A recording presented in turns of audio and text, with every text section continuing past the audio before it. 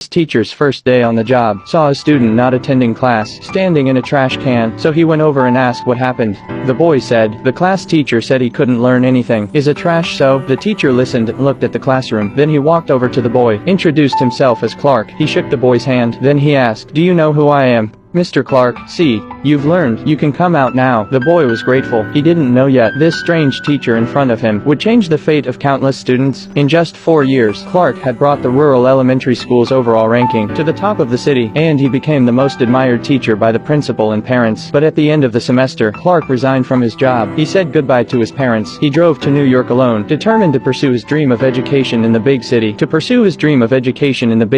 the big city schools looked down on him as a country teacher. After encountering many obstacles, Clark, who was running out of money while working as a waiter in a restaurant while continuing to look for a school, one day he was in front of an elementary school. He saw a student almost fighting with the teacher. He rushed up to break up the fight. When the principal came out, only then the students called back the trouble, and the teacher was so angry that he resigned on the spot. "You're in charge of that kid. I can start working right away." And so Clark finally found a new job. He also volunteered to take over. He even volunteered to take over the class of the student who was causing trouble. The principal told him to think again, because this class was the worst class in New York. Every year, many teachers leave. "Leave it to me." Clark's confidence didn't bring him luck. On the first day of class, the students gave him a hard time. This girl, Sharmika, the class' most aggressive prick, with her flapping around. No one listened to Clark. After school, the classroom was a mess. He walked out the door and saw his car had been spray painted. The students must have done it. The next day when the students came into the classroom, they were stunned. The classroom walls had been painted a new color. It was clean and tidy. Clark himself told them this is the right use for paint, but the students didn't like it. The principal also thought Clark was playing games. In front of the students, he gave him a reprimand. Clark,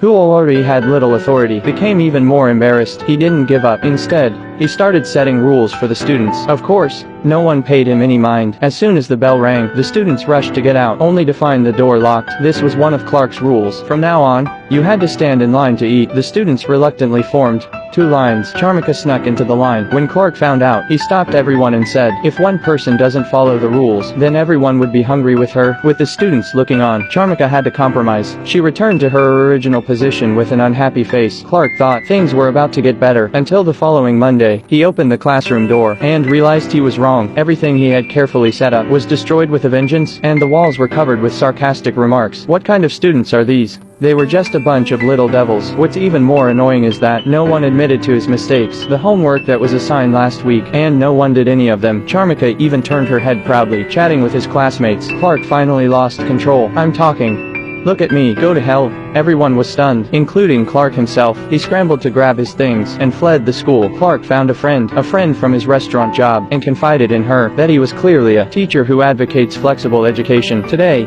he lost his temper with a 12-year-old student. He had never lost control like this before. With the help of a friend's reassuring words, Clark calmed down. He decided to think differently. Early the next morning, the principal found out about the incident and said, "I guess I'll have to find you a new teacher again." But when he walked into the classroom, he saw Clark sitting at the podium, and there were 20 cartons of milk in front of him.